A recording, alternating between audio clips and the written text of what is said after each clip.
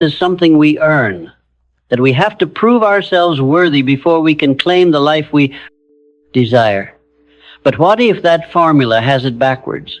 What if the secret isn't to chase success, but to become it first?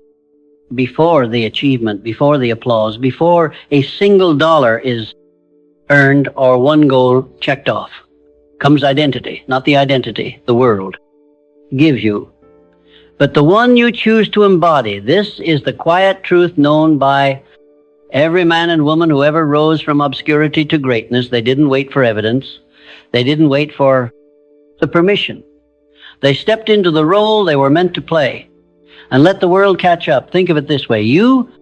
I wouldn't expect an actor to wait for the final scene to become the character. From the moment they step on stage, they are that role.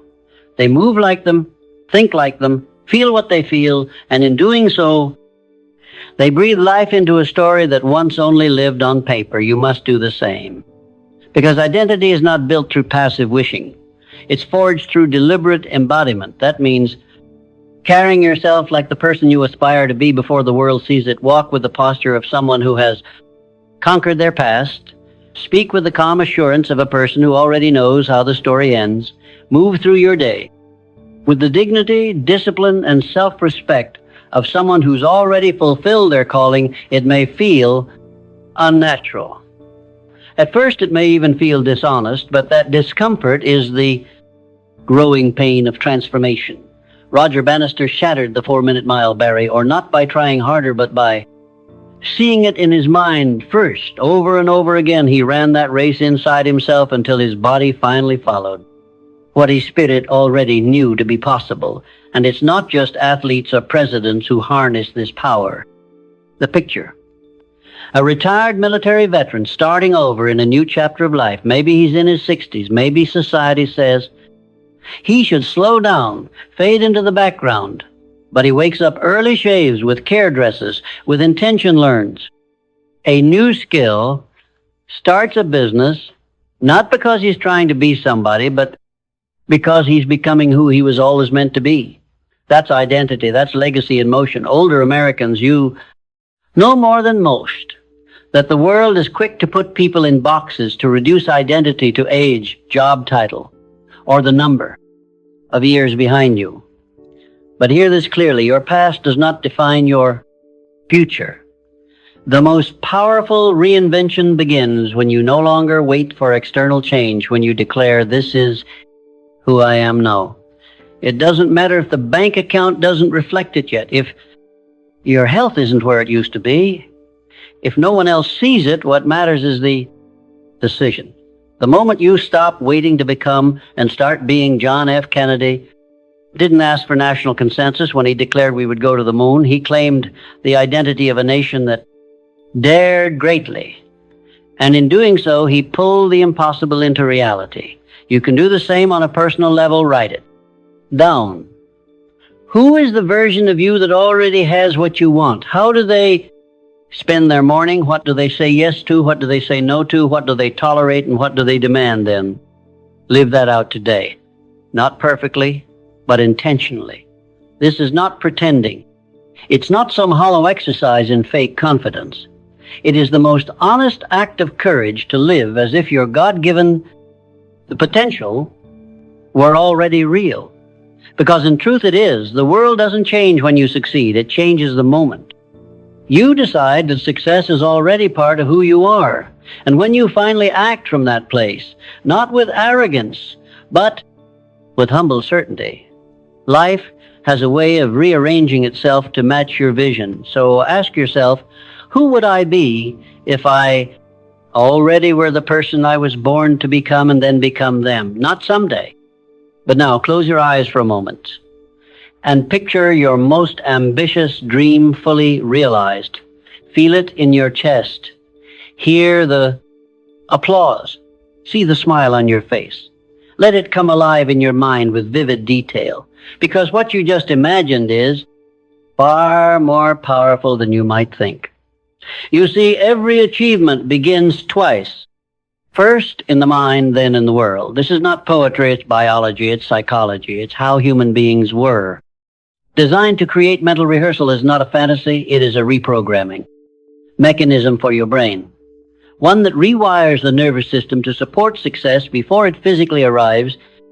Your subconscious cannot distinguish between a vividly imagined experience and a real one. That's why Olympic athletes rehearse their races in their minds 1,000 times before they step onto the track. When the moment finally comes, it feels familiar. Their body already knows what to do because the mind has led the way. This is the science of visualization.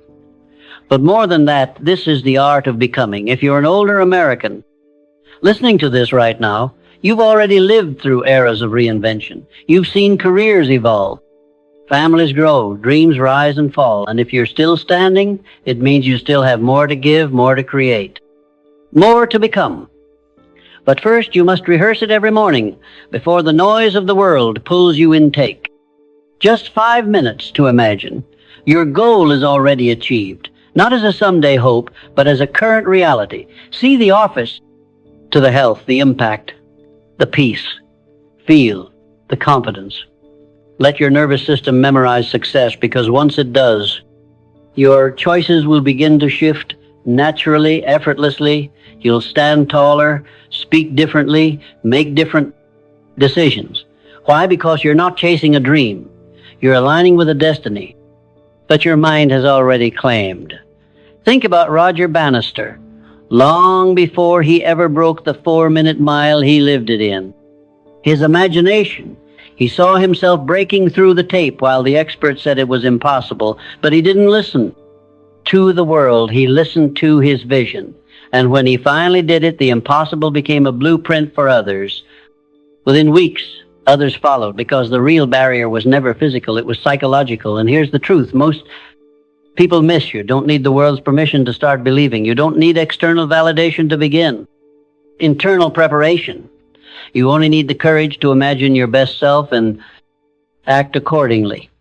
Imagine a man who spent decades working a factory job, hard work, honest labor. He's now in retirement, the world says. Slow down, but every morning he gets up before sunrise, makes coffee, opens a notebook and visualizes a new life, a second act.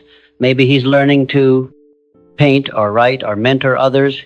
He rehearses these moments in his mind until they no longer feel like fiction. They feel like home. And soon opportunities begin to appear, not because luck showed up, but because he did. This is how transformation begins. Quietly, internally, but with force. You have the power to do the same right now, not next week, not next year, this very day. Visualize with emotion, because it's not enough to just see your future. You must feel it. Emotion is what locks the vision into your subconscious. It is the fuel that turns imagination into identity. So when you wake up tomorrow, don't just go through the motions. Start with the mind. Picture yourself living the life you were created for. Speak it, feel it, taste it. Let every cell of your body memorize to that future. Because when the mind is convinced, the body will follow. And when both are aligned, there is no force on earth strong enough to keep you from becoming everything you were meant to be. You are not rehearsing a fantasy. You are building a foundation, and every time you close your eyes to see your vision, you bring it one step closer to life. There's a reason some people walk into a room and immediately draw attention, respect, even opportunity. It's not charm, it's not luck, it's alignment. You can feel it in their presence and internal clarity. That seems to bend the world in their favor. They're not chasing success, they're resonating with it. This is the law of attraction, not as some mystical wish-granting force, but as a law of human energy and psychology. Like attracts like. You don't get what you want, you get what you are. Your thoughts are not idle, they are signals, constant broadcast sent out into the world, attracting people, events, and decisions that match their frequency. If you're tuned to scarcity, you see lack everywhere. If you're tuned to abundance, you begin to see what others miss. Possibilities, hiding in plain sight. The universe, in its own mysterious way, responds to this alignment. But let's bring this down from the clouds. This isn't about sitting in silence hoping your dreams show up. This is about tuning your mind, your words, your emotions, and your habits to the reality you want until it becomes inevitable. Modern science supports this. The observer effect in quantum physics shows that particles behave differently when observed, meaning consciousness itself plays a role in shaping reality, and closer to home, your brain's reticular activating system filters what you notice, feed it thoughts of growth and opportunity, and suddenly doors appear. Where you once saw walls, Thomas Watson knew this when he built IBM back when his company was just a few desks, and big dreams he required his employees to dress, speak, and carry themselves like industry leaders, not out of pretense, but out of alignment. He wasn't training his team for where they were, he was training them for where they were going. And it worked because they became the embodiment of their vision before the world recognized them as great. They believed it themselves. Ask yourself what? Frequency. Are you broadcasting right now when you speak about your goals? Do you do it with hesitation or certainty when you walk into a room? Does your body language, whisper, doubt, or declare confidence? Every thought, every word, every step is either attracting your vision or repelling it. Older Americans understand this on a deeper level. You've lived through seasons of doubt and hope, gain and loss, and you know what it means to get back up.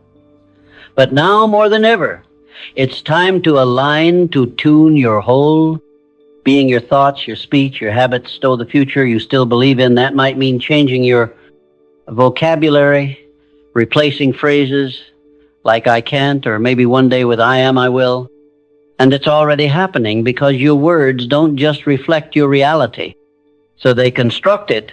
Each sentence is a command sent to your subconscious, shaping your actions and decisions.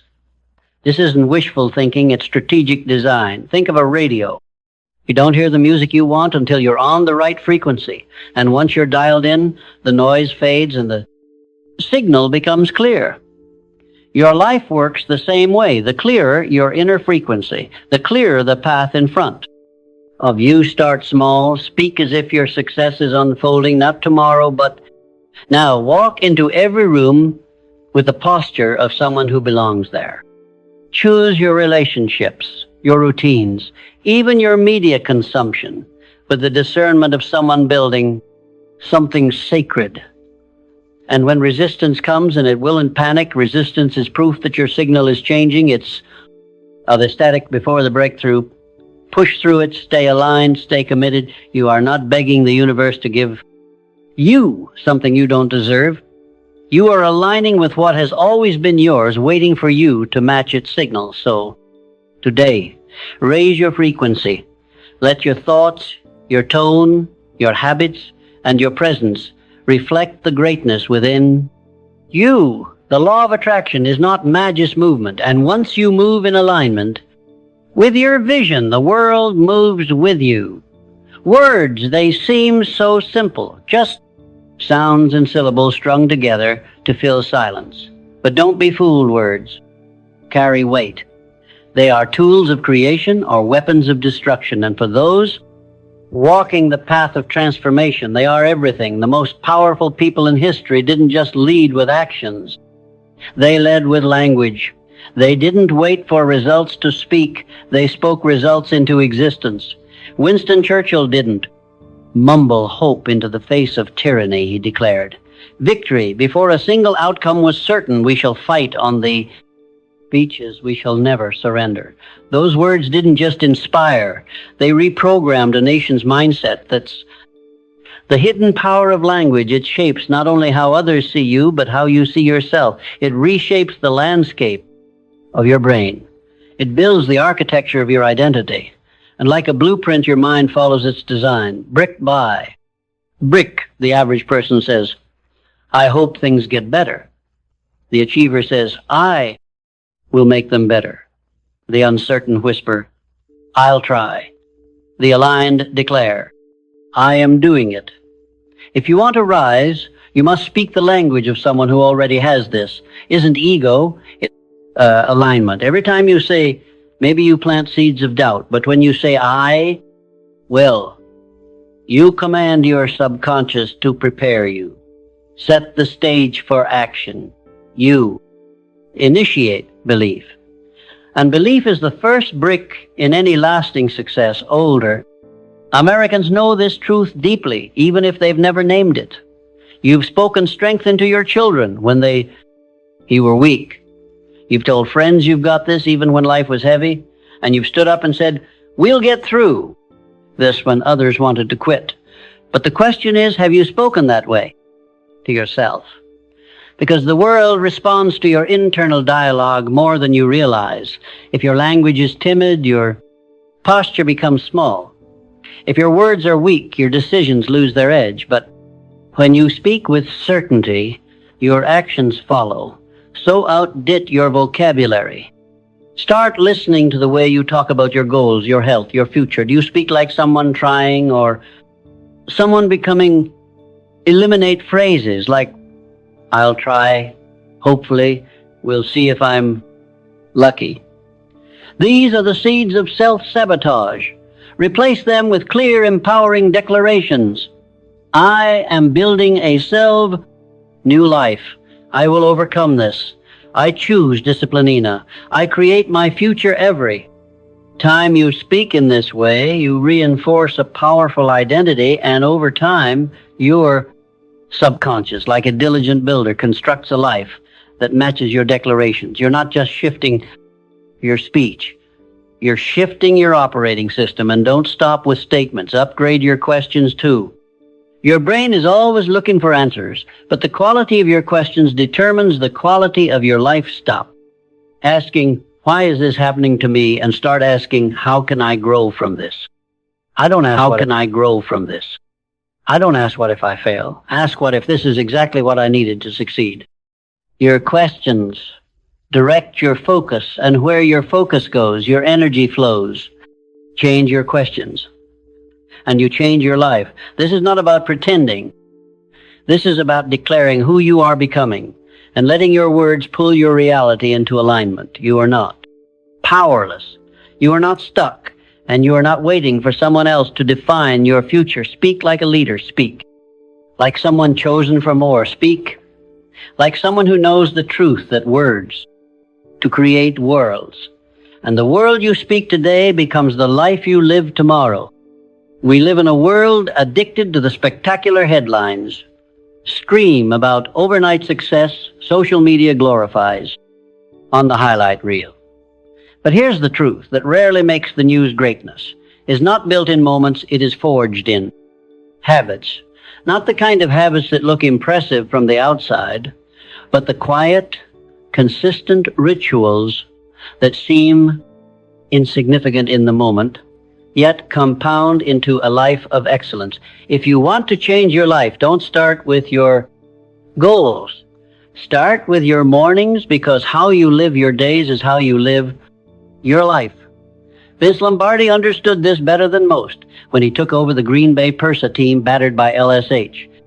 He didn't start with flashy plays or dramatic speeches. He started with the basics: blocking, tackling, discipline.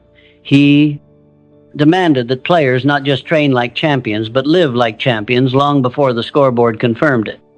He made them rehearse victory in every detail, from the way they dressed walking into the facility to the way they spoke in meetings. The result, a team that won 5 NFL championships in 7 years. Not by accident, by ritual. And if a football team could become legends by embracing small daily disciplines, for you older Americans understand this principle intuitively. You've seen the power of routine in your own life, maybe. You were the one who always got up before sunrise, who paid the bills, kept the house running, showed up on time, and made sacrifices when no one was watching. That wasn't just survival. That was training a foundation laid in discipline. But now it's time to take that wisdom and redirect it toward the version of Hugh that still waits to be revealed. What if you designed your day, not around what is, but around who you're becoming? Start with your appearance. Dress like someone who respects their future. not because of vanity, but because of identity. When you show up just a little sharper, just a little more intentional, your subconscious takes note. It says we're leveling up. Then, examine your space. Is your desk a battlefield of clutter, or does it reflect the order of someone who's clear, calm, and in control? Every object in your environment sends a signal. It whispers either chaos or purpose. Your tools, your books, even your background noise, all of it matters. Surround yourself with the symbols of the life you want. Let your physical world rise to meet the future you've already claimed in your heart. And don't forget your mental diet. What you feed your mind each day is as important as what you feed your body.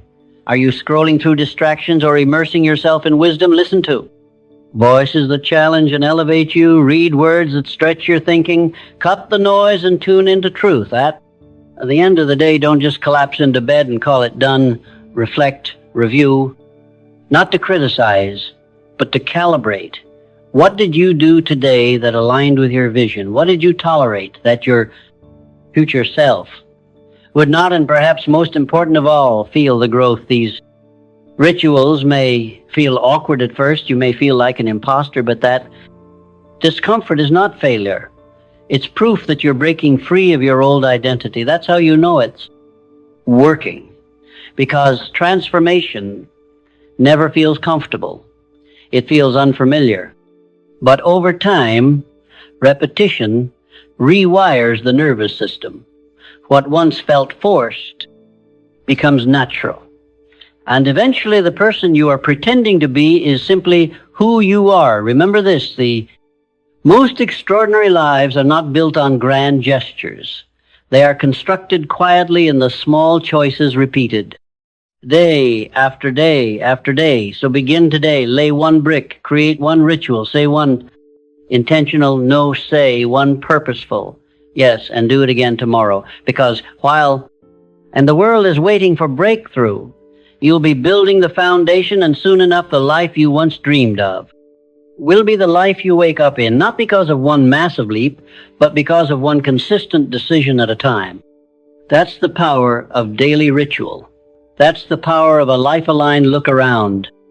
So you're not at your bank account, not at your job title, not even at your reflection. Look at your environment, the people, the places, the energy you allow into your space each day. Because whether you realize it or not, your environment is either pulling you toward the life you want or quietly anchoring you to the one and you're trying to leave behind. This is a truth often ignored, yet never escaped. Do you rise or fall to the level of your surroundings? You can have the best intentions in the world, but if you're surrounded by doubt, clutter, negativity, or mediocrity, you'll fight a losing battle, not because you're weak, but because your environment is constantly whispering to your subconscious, this is who you are, this is how far you can go, and unless you interrupt that pattern, you stay stuck. Andrew Carnegie understood this. Long before personal development had a name, he didn't rise from poverty to become the wealthiest man in the world by sheer willpower. He rose because he deliberately engineered his environment. He surrounded himself with brilliant minds, strategists, innovators, thinkers, many of whom were smarter than he was. Why? Because he knew the fastest way to grow was to stand among giants. He called it the mastermind principle. And it became the cornerstone of every great empire that followed. Ask yourself right now, who are the 5 people you spend the most time with, whose voices fill your ears, whose habits rub off on you? Are these people expanding your vision or shrinking it older? Americans know something about loyalty, about standing by people, even through hard times. But there's a difference between love and limitation. You can love people deeply and still choose to protect your vision from their fear, because not everyone is meant to go where you're headed.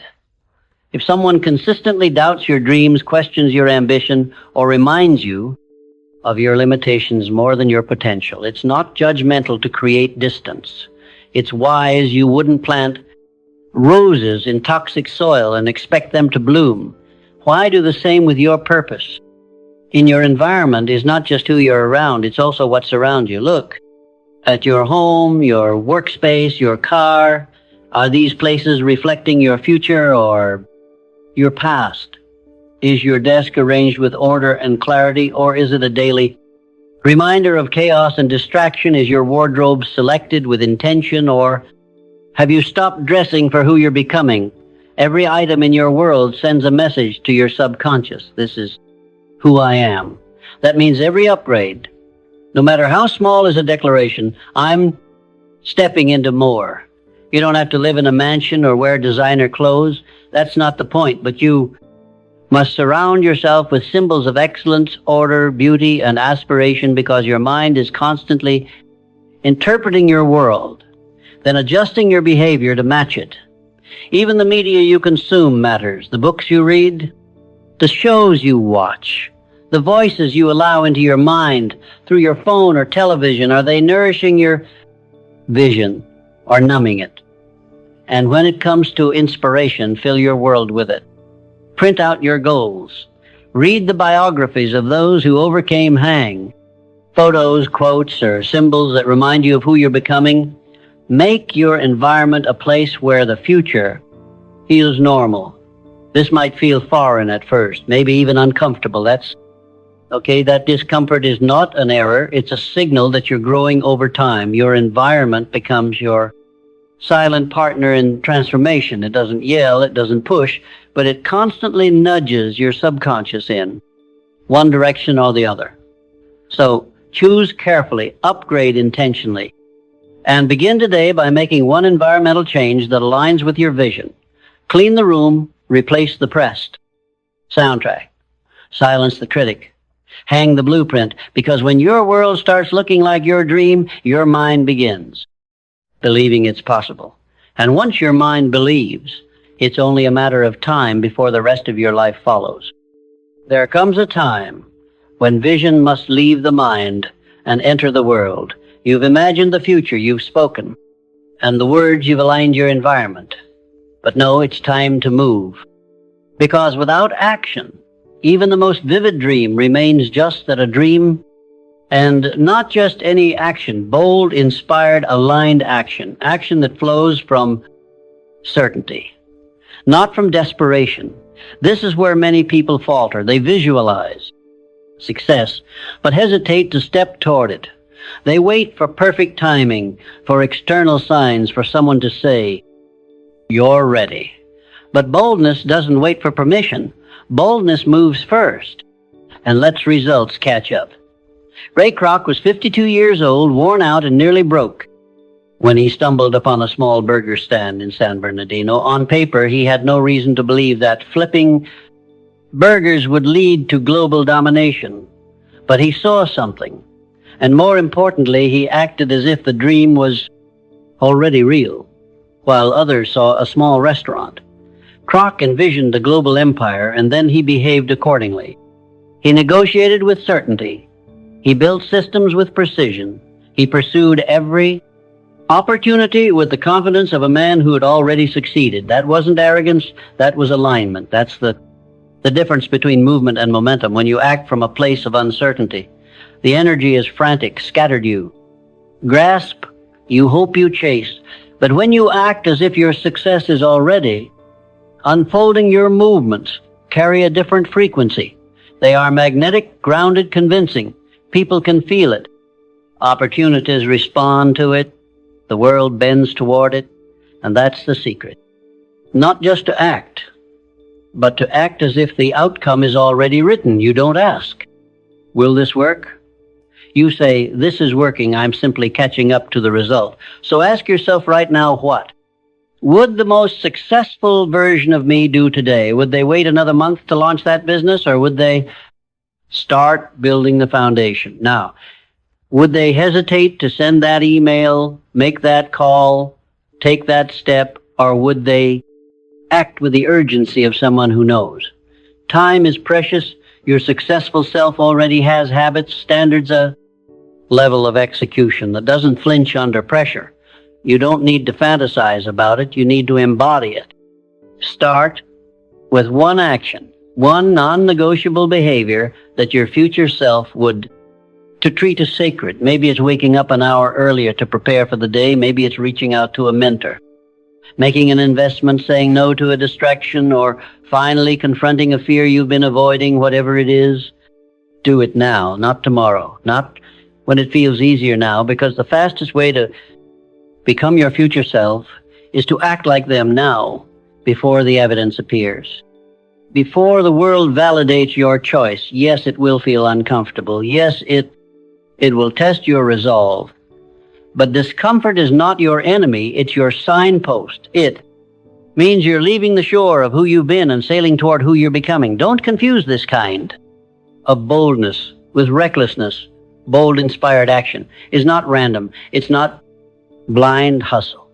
It's intelligent alignment, the merging of vision, preparation, and movement.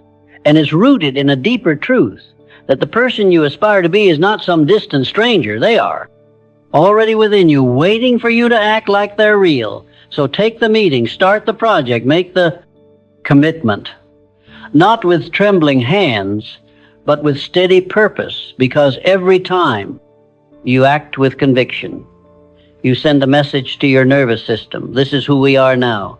And when your actions finally catch up to your identity, the world has no choice but to respond step. Boldly, the path will rise to meet you before the world believes in you. You must believe in yourself, not halfway, not when things are going well, but with a deep, unshakable conviction, especially when there's no proof in sight. That kind of belief is rare and powerful. It's the bedrock upon which the achievement is built, because the truth is, success rarely begins in certainty. It often starts in silence, in rejection, in the loneliness of walking a road others can't yet see. And in those moments, it's not skill or strategy that keeps you going. It's belief. Not the belief that says, I hope this works, but the kind that whispers, it's already mine, I just haven't arrived yet. Henry Ford once said, whether you think you can or you think you can't, you're right. That wasn't just clever philosophy. It was a declaration of power, a reminder that your inner world dictates your outer world. That belief is not a luxury. It's a choice, and it's one you must make daily, especially when your current reality tries to convince you otherwise, because the greatest visions will often be tested. The universe wants to know, do you really mean it? Will you keep going when no one claps? Will you invest in your dream when it's not paying you back yet? Will you speak boldly about what you believe when others roll their eyes or walk away? That's the fire that forges legacy. And older Americans, you know this better than most. You've been through storms, faced real setbacks. You've watched dreams rise and some fall. But here's what experience gives you perspective. The ability to look back and say, I made it through that, I'll make it through this. Belief is not a feeling. It's not optimism. It's a decision to align with your highest self again and again, no matter the evidence. And you can strengthen that belief daily. Intentionally start by gathering proof, however small. Record your wins, every breakthrough, every risk taken, every step forward. Remind yourself of how far you've come, not how far you have to go. Feed your belief with the stories of others who rose from nothing. Read the biographies. Watch the documentaries. Let their struggles and triumphs remind you that your path is not unusual, it's universal, and when doubt knocks, which it will, don't panic, don't spiral. Instead, question it. Like a detective says, who? What if the opposite were true? What evidence am I ignoring? Belief is not about being blind to reality. It's about choosing which part of reality to magnify. Because when you believe in your future, you speak differently. You walk into a room with a different presence. You handle challenges with a steadiness that others can't explain. And people notice. That's what creates trust. That's what opens doors. That's what makes others believe, because they feel that you believe, and belief doesn't mean pretending everything is easy. It means trusting that everything, even the setbacks, is serving your growth, Roger. Bannister didn't wait serving your growth, Roger. Bannister didn't wait for applause before he trained like a champion. Muhammad Ali declared he was the greatest before the world agreed. Walt Disney gave thanks for Disneyland before the first shovel touched the ground. They weren't crazy. They were aligned, and their belief made them unstoppable. So practice belief the same way you train a muscle. Visualize your goal daily, not as a possibility, but as a reality. Say thank you for it, not because it's here yet, but because it's on the way. Let gratitude be your proof of faith, because every time you express thanks for what hasn't arrived, you tell your subconscious, it's coming, get ready. And one day it will arrive, and you look back and realize the only thing that ever stood between you and the life, if you wanted, was the strength of your belief. So believe boldly and let that belief carry you through the wading into the becoming. There is a quiet, often overlooked power that can reshape your destiny, not by force, but by focus. That power is gratitude, not the kind you express after something good happens, not the polite thank you say out of habit, but a deeper kind of future. Focused gratitude that turns the unseen into the inevitable. It's one thing to be grateful for what you have, that's noble, but it's another thing entirely to be grateful for what's on the way, for a life you've only dared to imagine. And so here's the key. When you express gratitude for your vision as if it already exists, your subconscious begins to accept it as truth. It begins to filter your thoughts, your decisions, and your behaviors to match that new reality. Your brain doesn't distinguish between what's real and what's vividly imagined. So when you start giving thanks for the life you're stepping in toe nuts someday, but now you begin living as that person today. This isn't wishful thinking. It's neural programming. It's how Olympic athletes win before they ever step onto the field. It's how entrepreneurs build empires from garage floors. It's how ordinary people become extraordinary. Because what you thank the world for, you begin to attract Walt. Disney used to walk through the empty groves of Anaheim, describing the sounds, smells, and laughter of a magical kingdom that didn't exist yet. He thanked investors who hadn't yet believed. He celebrated families who hadn't yet visited. He spoke of his vision with such gratitude that it became contagious. That's the power of acting as if, and gratitude is its fuel. Imagine waking up tomorrow and starting of your day. With this simple practice, write down 3 things you're grateful for, not from your past, but from your future. Say, I'm grateful for the thriving business I've built. I'm grateful for the strong, healthy body I now live in. I'm grateful for the peace I feel each day. It may feel strange at first, almost dishonest, but that discomfort is the sign that your subconscious is being stretched, because you're not lying to yourself. You're aligning yourself with the version of you that already exists on the other side of belief, on the other side of discipline, on the other side of action. This kind of gratitude also changes how you face adversity. When problems arise, and they will, you no longer ask, why is this happening to me? You ask, what is this teaching me? And then you give thanks for the lesson, for the strength, for the opportunity to grow. That shift alone transforms obstacles into stepping stones. Older Americans, you've been through seasons of difficulty. You've walked through loss, through hardship, through seasons of uncertainty, but you're still here. And you understand better than most that some of life's greatest gifts come wrapped in pain. Gratitude is how you extract that gift. It's how you turn wounds into wisdom. It's how you transform waiting into preparation. And it's how you close the gap between who you are and who you're becoming. So let gratitude be your daily ritual set. Triggers: when you rise in the morning, give thanks. Before every meal, pause and speak gratitude as you close your day. Write one thing you're thankful for, not because it's finished, but because it's forming this consistent practice does more than elevate your mood. It rewires your brain, it opens your eyes, it clears your path. And soon what once felt far away begins to feel familiar because you've lived it every day, in thought, in language, in thanks. You've rehearsed it, aligned with it. And the world in response begins to rearrange itself around your conviction. Remember, your future is created twice. First in your imagination, then in your reality.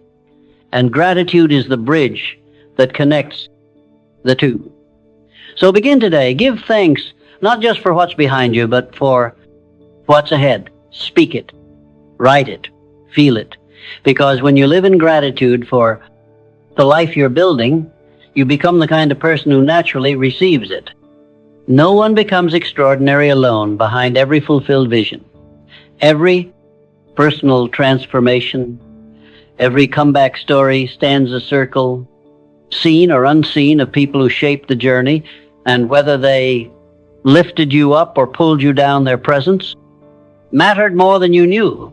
Because who you spend time with doesn't just influence your mood, it determines your identity.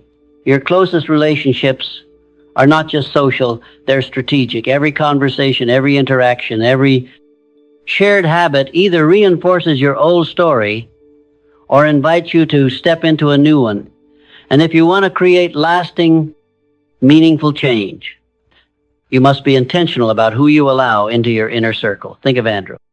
And Carnegie, one of the wealthiest men in American history, he was once asked the secret to his success. Was it strategy?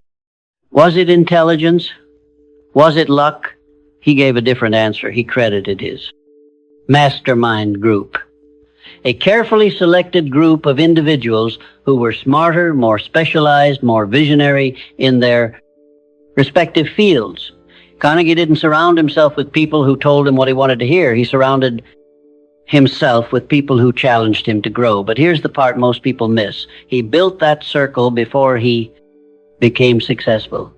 Not afterward. He knew what many forget, that your environment must evolve before your results. Do take a moment and ask yourself honestly, who are the 5 people you spend the most time with? Are they dreamers or doubters? Are they pushing you toward your purpose or holding you hostage to your past? Do they speak faith or fear? Do they remind you of your strengths or rehearse your limitations? It's a sobering question, but one worth asking, because if you surround to yourself with small thinking, toxic energy, and casual mediocrity, you'll shrink to fit that mold no matter how big your vision is. This doesn't mean cutting people out of your life with cruelty, but it does mean protecting your mindset like it's sacred ground, because it is. If someone constantly dismisses your goals, undermines your confidence, or scoffs at your standards, they are not neutral. They're noise, and too much noise will drown out your clarity. So start to curate your circle. Seek out mentors, people who have gone where you want to go. You don't need to know them personally. Read their books, listen to their interviews, study how they think. Join communities where your aspirations are normal, not the exception. Put yourself in rooms where you're not the smartest person, where you feel slightly out of place but deeply inspired. That discomfort, it's growth knocking. And it doesn't stop with people. Your physical environment speaks just as loudly. Organize your space like someone who's serious about their mission. Keep your tools. Sharp your schedule, focused your surroundings, clean, clear, and elevated. Even your digital world matters. Who do you follow? What do you consume? Are you scrolling through distractions or filling your mind with few older Americans? You've lived enough life to know that relationships can make or break your spirit. You've seen how one voice of belief can carry you through hard times, and how one voice of doubt can talk you out of your calling. You've earned the right to choose wisely, so today make a decision. I will no longer give front row access to people who don't support my future. Love them, yes. Pray for them, of course, but limit their influence if their energy doesn't align with where you're going. Because your life is not just the product of your habits. It's the reflection of your associations. And when you surround yourself with people who speak life, who call out your strength, who expect more from you than you expect from yourself, everything changes. You think bigger, you act bolder, you believe deeper, and in time, you become someone others want to be around for the same reason you rise, because you finally realized you were never just building a dream. You were building the team that would help you